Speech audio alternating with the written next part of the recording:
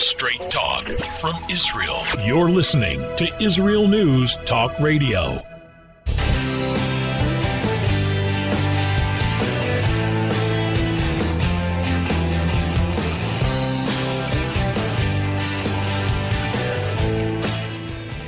Hello, and welcome to Israel Unplugged. This is your co-host, Moshe Lichtman.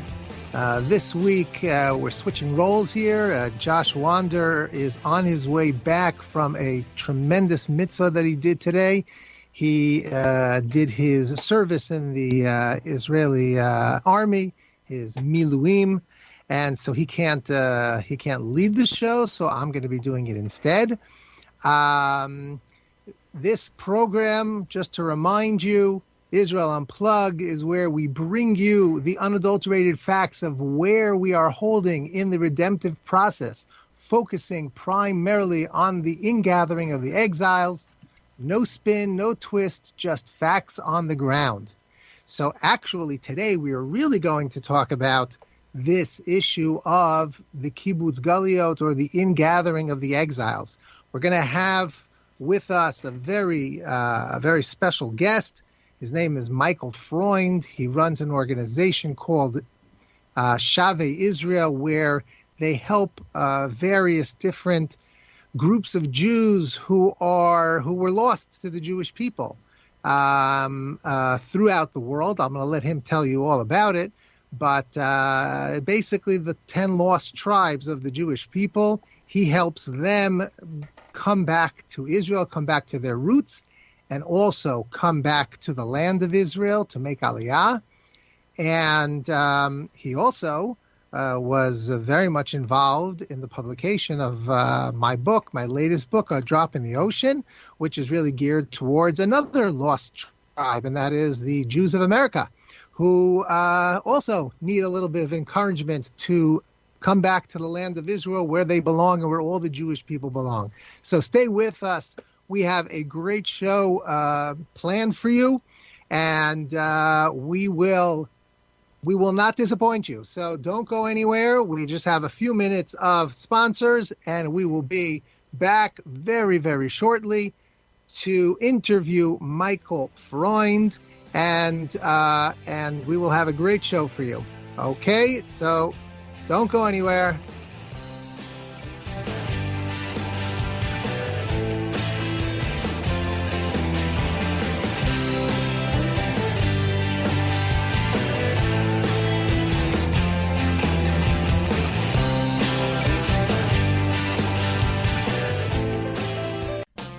How did a nice Jewish girl from Delaware end up living in Israel? Shalom, I'm Natalie Sapinski. Join me on my show, Returning Home. Meet different people who have moved to Israel. Hear their personal stories, their highs, their lows, and everything in between. Each week, we talk to experts on immigration and the process of moving to Israel.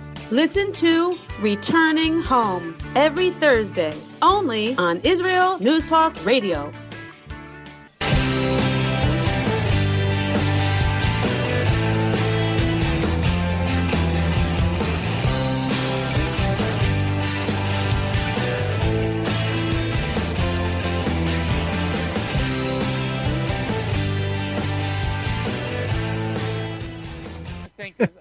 I had a conversation over this past Shabbat with someone because I recently interviewed the famous rapper Nissim Black, and I was speaking to him. People that aren't familiar, he's a black rapper who was born into the Muslim faith, and then he converted to Christianity, and eventually discovered Judaism and became an Orthodox Jew, a Hasidic Jew.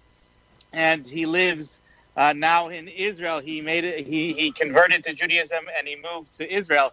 So I bumped into one of my friends in the old city over Shabbat, another singer, Chaim David Sarachik. And I started speaking to him about this interview that I had. And I said to him, Chaim David, it always amazes me, and this is what I said on the show also, I said, it always amazes me that you have these converts to Judaism that just get it, meaning they as soon as they got their conversion papers, they're on the next plane to the land of Israel. while they're Jews, they're Orthodox Jews that have grown up with, being Jewish all their life, and they just don't understand the importance and the centrality of living in the land of Israel. I said, why is it that Jews just don't get it like converts get it? And he told me a beautiful story. He said he once heard this from Rabbi Shlomo Carlebach, another famous Jewish singer. He said he told a story that Rabbi Carlebach was once on an airplane, and a young stewardess came over to him and said to him, "Rabbi, do you mind if I ask you a question?" He said, "Sure, absolutely. You're welcome to ask a question." So she said, I'm considering converting to Judaism, but I really don't understand why it is that Jews don't get that they have to live in the land of Israel. See, I've learned a little bit about Judaism, and with the little bit that I've learned, I now understand the importance of living in the land of Israel. I don't understand why all the Jews live in America and they're not living in Israel. So Rabbi Carlebach said to her a beautiful thing, which I thought was, that time David told me over, it was a beautiful thing. He says like this. He says, that the converts were together with the Jewish people at Mount Sinai when we accepted the Torah. It says that the souls of the converts were also there. The Jews continued on into the wilderness, into the desert, and they eventually wound up sending out spies to the land. And 10 of the 12 spies came back with a bad report about the land of Israel. He said the Jews, many of the Jews today, are still listening to the bad reports of the spies. But the converts, they never made it to that place. They never heard the spies, what the spies had to say. So they weren't influenced by the spies. So they understand right away that they have to move to Israel, because even to this day, they aren't being influenced like the Jews are by the spies.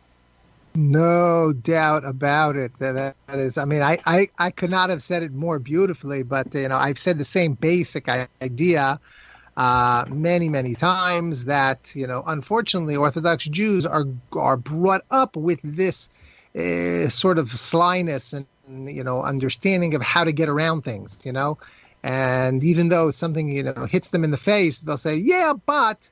And they'll say, but this rabbi doesn't live in Israel, so obviously I don't have to. Or, there's this Gemara that says that it's not yet time, and that those kind of things. But converts don't know all that. The famous exactly, like Ramosha we spoke about last week.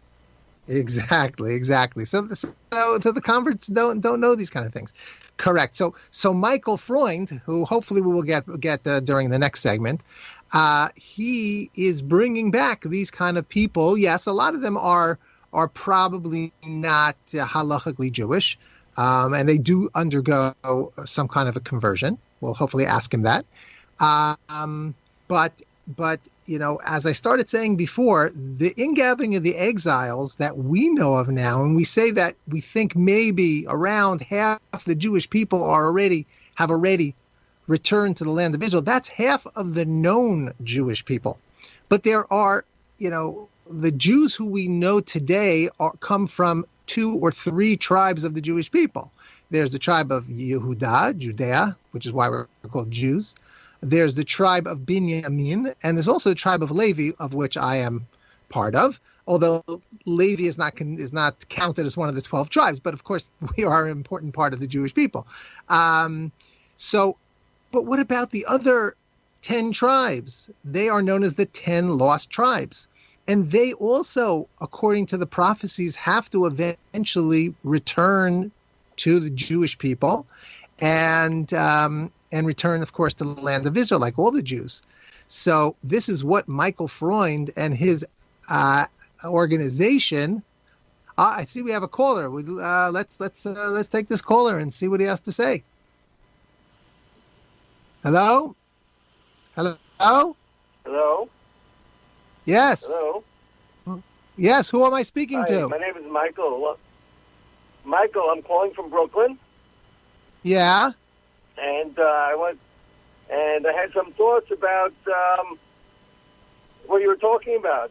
Basically, I went to yeshiva growing up, and I went to Bnei Kiva camp, whatever. I never considered myself a Zionist. But at some point, I guess when I was a teenager, someone asked me, because I knew I wasn't B'nai Kiv or whatever, if I'm a Zionist. I said, I don't know. I never really even thought about that term at all. I said, you know what? I'm Jewish. And to me, it wasn't even brought up so much when I was growing up, but to me, the whole punchline of the Torah was we get up to the point where we're anticipating getting it in the end of the Bible and getting into Eretz Israel. And it just seems to me that's just a obvious thing. You know, just like you were talking about the converts feel the same way. Yes. And living here in Brooklyn right now, I just feel like so many people have like blinders on, and whether some believe it's going to come out of Shemayim, the Beit HaMikdash is full, but some people are just so blind right now that they're not even they have not even close. It's not even on their. It's not even on their radar. Listen, Michael, we would love to continue talking to you. Yeah. We have to go to a break in a few seconds. So are you able to continue, or is that more or less what you wanted to say? Yeah, I can continue. Okay, so stay on the line. Stay on the line. In a few seconds, we're going to go to a break, and then we'll continue talking to you. This is amazing. You are really the whole reason this show is on the air is for people like you. So thank you for calling us. Okay, so we're going to break now, and we're going to come right back.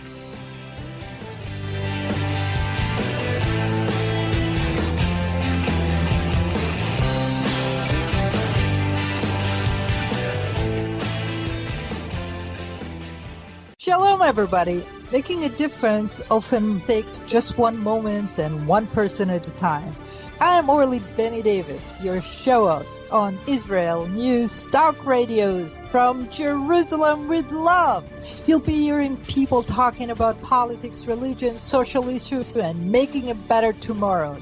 Join me, Orly Benny Davis, for God and Country. From Jerusalem with love. Wednesdays on Israel News Talk Radio. Psalm 23, the Lord is my shepherd, I shall not want. Did you know this psalm and many others were composed by a Jewish shepherd and musician who later became a king? Would you like to know some of the inner meanings of psalms to help you connect with God and strengthen your soul? An exciting and easy-to-read book is now available which will help you do just that. Software for the Soul, Psalms for Everyone, available on Kindle, Audible, and Amazon.com. Software for the Soul.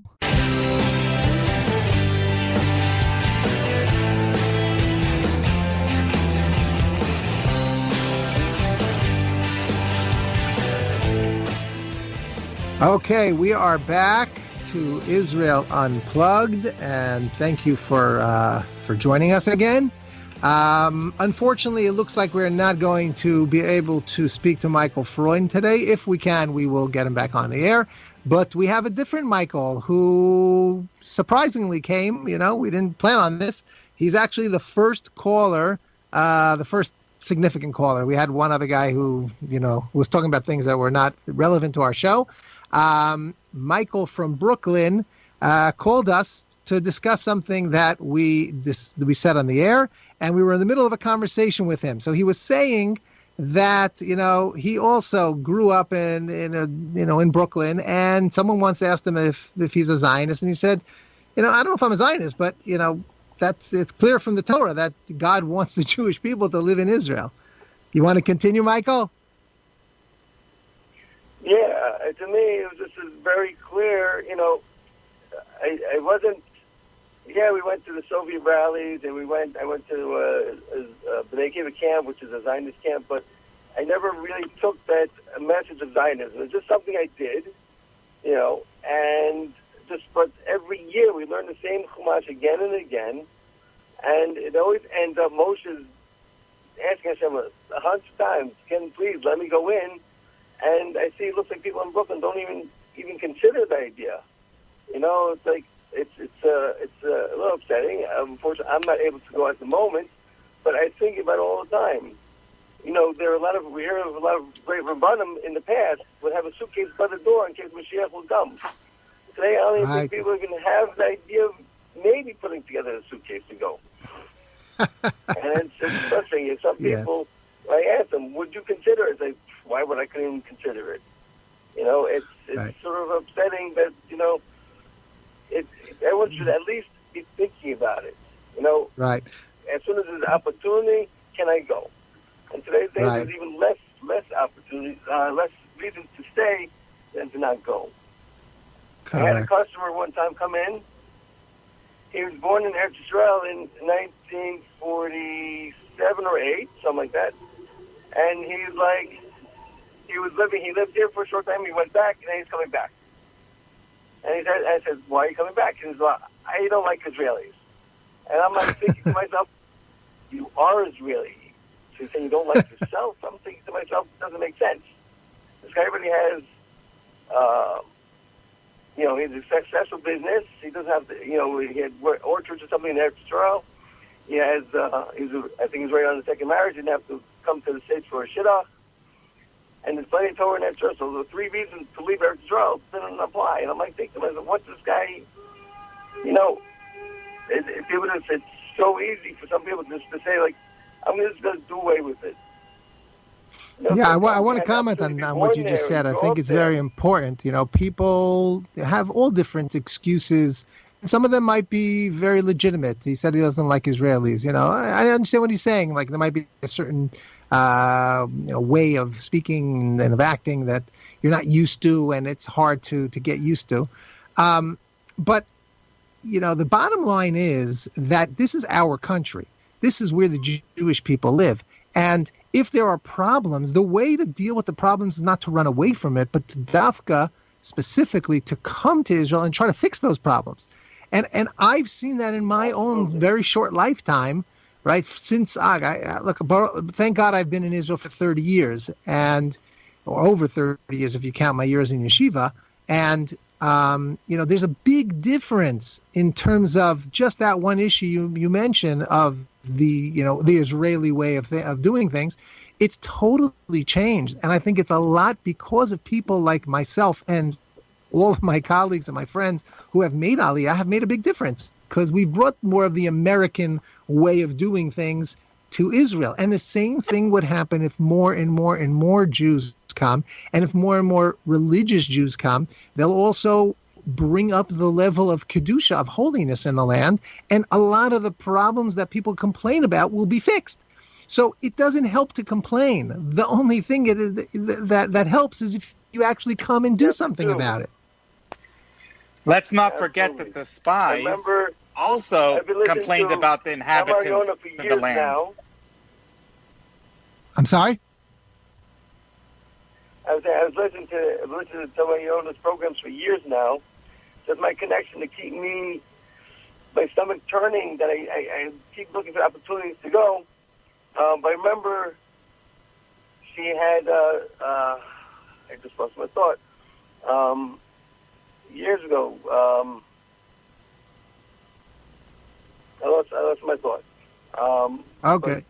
Okay. Look, you just got it. You got to keep it up. You got to, eventually God will give you the ability to come back, and that's what's important. It's your desire. That's important. People that complain about the Israelis that are living in the land, we shouldn't forget that the spies came up with this originally when they said that it wasn't only an Eretz Ochelet at Yoshvea, but it's also the inhabitants of the land that they already complained about. So then they're still complaining about the inhabitants of the land, but we have to not listen to the spies. Correct. But on the other hand, we do have to be realistic and understand that there are certain things that might have to be changed and fixed. All right, Michael, thank you so much for joining us. I really appreciate it. And God should give you the ability to fulfill your dream, mamash bimheira b'yameinu, amen, very, very soon. Amen. Thank you. Okay, take care. All right. Josh, that was interesting. That was very interesting. It was a good call. Yeah, someone who's living there is confirming what you said, and there's no doubt about it.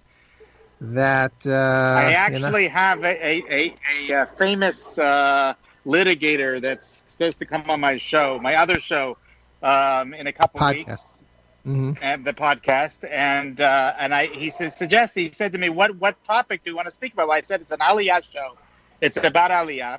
So we should speak about why the Jews insist on staying in exile when they can be coming to Eretz Israel.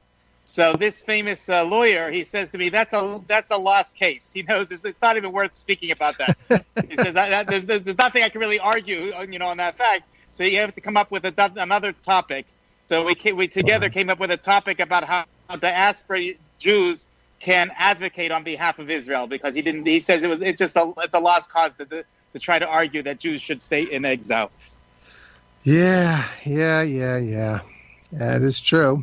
Unfortunately, we've said this so many times, but I think there is a certain percentage of the Jewish people, certain communities, that there are very few things that are going to make them move, and one of them is going to be, some kind of a terrible trouble, or some miraculous event of Mashiach coming, and we've discussed all this before. They're not going to come on their own, and they're going to lose out, because there's God will give greater reward to those who came when it was difficult, who came before the miracles the manifest, the outright miracles happened, and He will give them precedence.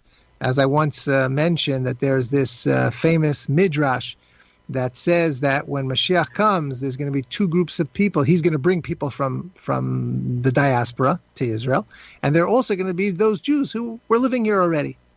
And the ones who are living here already are going to have wings and be able to fly to the lower Garden of Eden and learn Torah directly from God's mouth. And the Jews who are going to be brought by the Messiah, they are not going to have this ability. They're going to be regular physical people like they are now. And they're going to complain to the Messiah. And they're going to say, this is not fair. Hey, we're Jews just like they. Why do they get this special privilege to be able to fly and go and learn Torah from God? And Mashiach, the Messiah, is going to answer them and say, you had the ability to come to Israel just like they did. And, God, one of the ways that God acts in this world is it's what's called midah keneged midah, which means a measure for a measure. You do something, God will do something back, both for the positive and the negative. So these Jews who obviously showed that the important thing to them was spirituality. How did they show that? By picking up and moving to Israel. They could have stayed in the diaspora and had an easier life. And they put their money and their lives even in danger to come to Israel. This we're talking about at a time when it was very dangerous to come to Israel. And they moved to Israel. So God says, you showed me that your spirit, your soul is what's important to you, and your money and your materialism is less important. So therefore, your reward is going to be a very spiritual reward, and you're going to have these wings, be able to fly and learn Torah by God. But he's going to turn to the Jews who he had to schlep from the diaspora to Israel. He's going to say, you had the same opportunity, but you didn't make Aliyah. And why didn't you make Aliyah?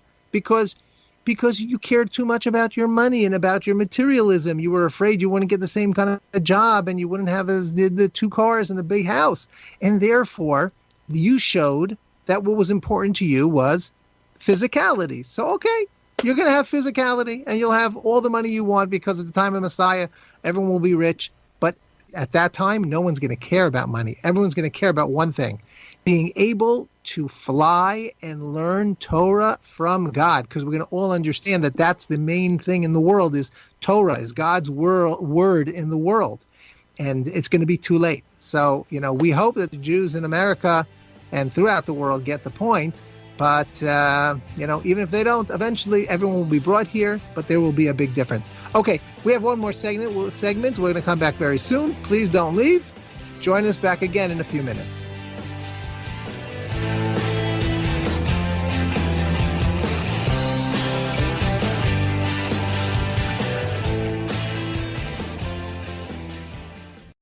You're listening to Israel News Talk Radio. This is Shai Bentakoa, and each week I'll be webcasting to you from Judea, origin of the word Jew, a people besieged and beleaguered in every generation. Nazi Germany's but a memory, but in its place the world invented the phantom Palestinians as this generation's internationally authorized Jew killers. Tune in for a different slant on life in Israel, Phantom Nation, every Monday. Hi, I'm Rabbi David Aaron. The soul basics are the most profound, the most essential, and yet often the most neglected in our education. Join me for Soul Talk on Israel's News Talk Radio and discover the secrets to love, spiritual growth, and personal power.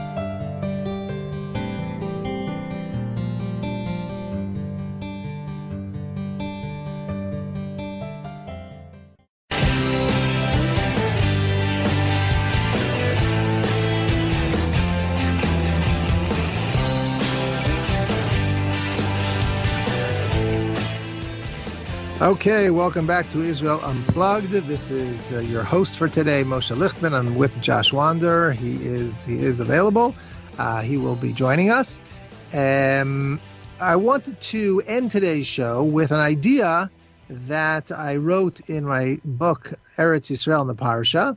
I have to say, by the way, I don't know if I should do this on the air, but I will. I'm going to pat my back, but I'm not going to pat my own back. I'm going to read to you something an email that I got this week, just this week, and it even blew me away. It said as follows: Dear Rabbi Lichtman, Shavua Tov, whatever, a few pleasantries. Recently, I received your book as a gift, and this is what she said. I didn't write this. This is what this woman said to me. It is the most inspiring and beautiful Torah book I have ever read.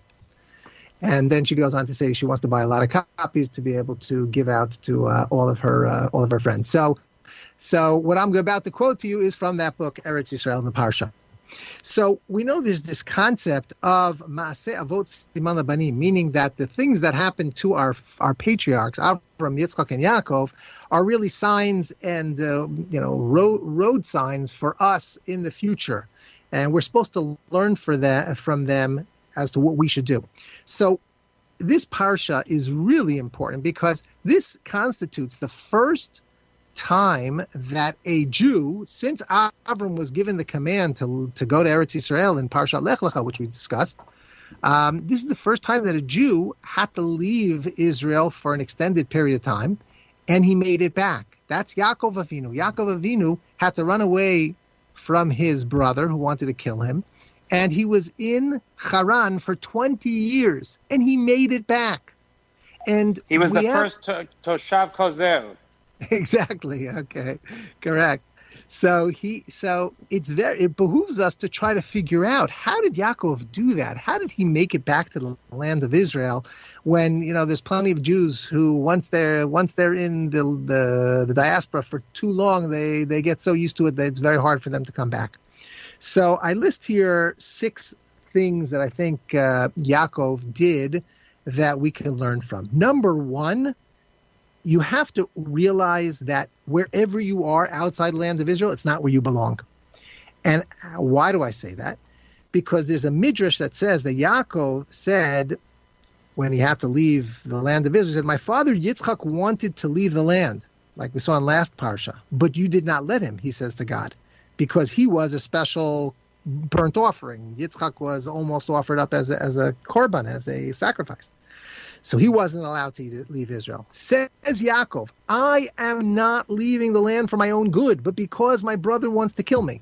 In other words, Yaakov was emphasizing, he knew when he left, I'm not leaving because I want to. I'm leaving because I am being forced to. And he kept that idea and that attitude throughout his 20 years in Haran, and never once let himself become complacent and forget the fact that he doesn't belong in foreign lands. And that's unfortunately a big problem today. Many Jews act as if they belong in America and in Brooklyn and in very many cities throughout the diaspora. So that's point number 1. I think I mentioned before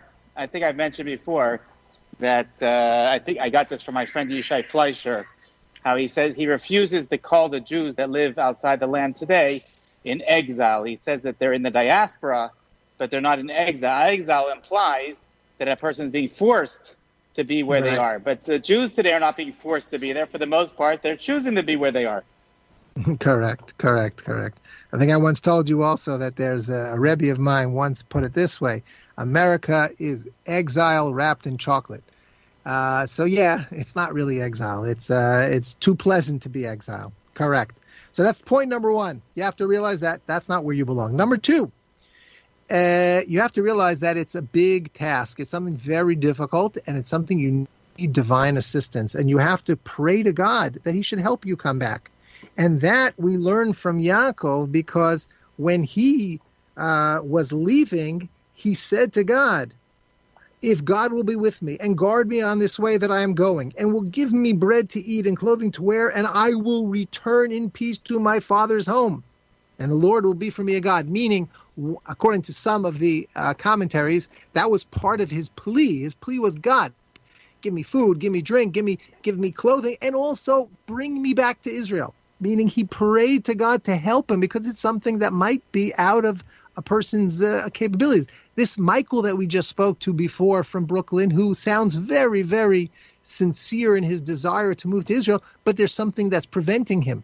So one of the things you have to do is pray to God. Please, Hashem, help me get there. That's number two. Rabbi Nachman Kahana has a beautiful saying on this. He always says that just like when one goes in the shul up to the Torah, he's called up to the Torah for the Torah reading. So how does he called up? The Gabbai of the shul calls up his name, and that's how he knows Ya'amod, whatever, Ben, whatever, and that's how he knows that he has to go up to the Torah reading. He says, likewise, a Jew cannot just go to Israel. A Jew has to be to make the Aliyah, just like an Aliyah Torah, to make Aliyah to Eretz Yisrael, one has to be called from the Shemayim. From God, there has to be a heavenly voice that comes down and said that this person, the son of this person, needs to go up to Eretz Yisrael, and only then does he have permission from the heavens to make Aliyah. Right, that's beautiful. In other words, there's no actual bot call, heavenly voice coming down, but to him, in his side, deep inside his soul, he hears that call, and the question is if he's gonna listen to the call. And I think many Jews today hear that call, but they just cover it up and they say, that can't be, I'm having problems with my ears, right? And he just goes on with his life. You have to take the call. You have to listen to the call. So that's point number two. Number three, don't be content with or fooled by the level of spirituality in Chutz La'aretz. There's an amazing Tosefta that says, and also the Zohar, by the way, they say as follows: when Yaakov said, I will return in peace to my father's home, they said, for I know that only there the Lord will be my God. Right? The end of the verse is, V'shavti b'shalom b'beit avi v'haya Hashem li l'elokim. So one of the ways of understanding that is, only there will God be for me a God. Meaning, Yaakov Avinu, when he prayed, he understood that no matter how good it is in Chutz La'aretz, from a spiritual perspective, you could have Daf Yomi, you could have chesed organizations, you can have kosher restaurants galore, you can have unbelievable and beautiful communities, and I'm certainly not putting them down. It's fantastic. But it doesn't take away from the fact that anybody who lives in Chutz La'aretz, outside the land of Israel, is considered like one who was serving idols, who was worshiping foreign gods. So Yaakov Avinu was saying, I want to go back to my father's home because I know that that's the only place where you will be my God truly. And therefore, don't be content or complacent by the level of spirituality in Chutz La'aretz. Realize that it can never be as high of a level as in the land of Israel. Number four. So many times people come to me and they quote Gemaras. There are many Gemaras that there's a famous one in Ksubis that says that just like you're not allowed to go from Eretz Yisrael to other lands, you're not allowed to leave Bavel in order to go to Eretz Yisrael. And they say there's a position, there's also a place for Jews to be in Chutz La'aretz, and there's Torah to be learned there as well. Your response? I think we've discussed this before. Maybe not when God is bringing us back to the land of Israel. It's clear that he wants us out of Galut and back to the land of Israel. It could be that during the Galut, yes, there was this concept that we have to go out and gather the sparks, as they say, but it's time to come home already. So, okay, I want to just get to the last 2 points. We have only a few minutes left. This is one of my favorites. The next I call, never take your mind off of Eretz Yisrael. There's an unbelievable thing. You know that when you read the Torah, there's all these breaks in the writing, right? It's called a Parsha Stuma or Ptucha, where there's a space, in between the different Parshiot, the different sections.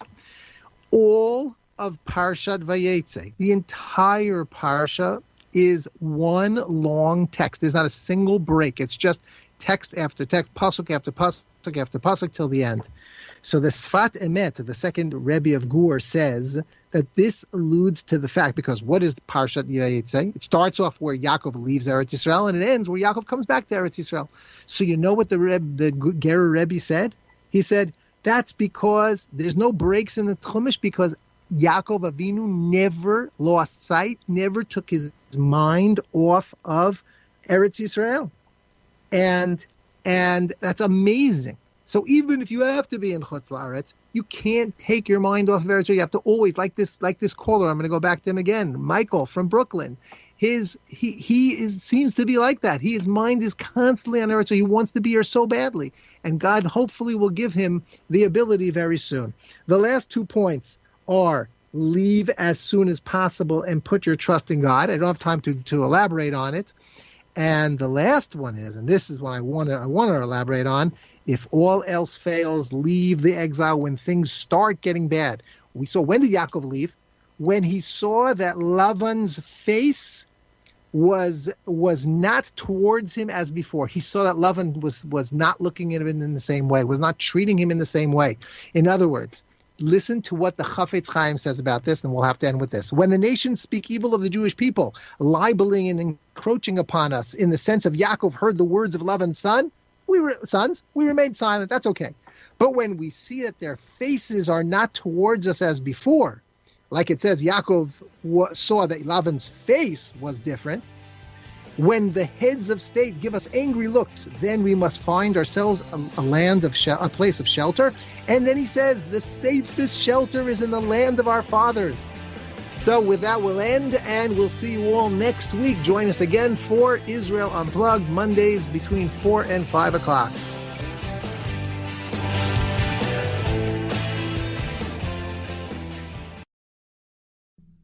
Israel News Talk Radio's chat room. Just click the orange button at the top of the IsraelNewsTalkRadio.home page, log in as yourself or an anonymous guest, and join in on the fun. You'll meet other listeners from all over the world who listen to Israel News Talk Radio, and you can make new friends. Israel News Talk Radio's chat room. It's the closest you can get to being in the studio with us. We love listening to Israel News Talk Radio. Where can you get the inside news on Israel? At Israel News Talk Radio, we're dedicated to sharing Israel's inside story with the world by providing our listeners with news on Israeli politics, current affairs, and Israeli Jewish culture. The Israel News Talk Radio homepage also provides you, the listener, with useful information at your fingertips, with scrolling news headlines, weather, currency exchange, Shabbat candlelighting times, and so much more. Our radio programming is always accessible and on demand. We operate absolutely free of charge for everyone, everywhere. If you love what we do, partner with us now by becoming an Israel News Talk Radio supporter. With your support, you'll be inscribed on our Israel News Talk Radio Wall of Fame. There's nothing like us in the world. Be part of something great. Israel News Talk Radio. Straight talk from Israel. If you love Israel News Talk Radio, then you'll love our Facebook page. We keep you up to date on what's happening in Israel, plus little surprise treasures that we don't share on the radio. Go now to follow us on Facebook. Just look for the Israel News Talk Radio Facebook page, and don't forget to subscribe and follow us by clicking on the like button. We post great stuff there that you'll want to share. Israel News Talk Radio on Facebook and Israel News Radio on Twitter. News, opinion, and more. You're listening to Israel News Talk Radio.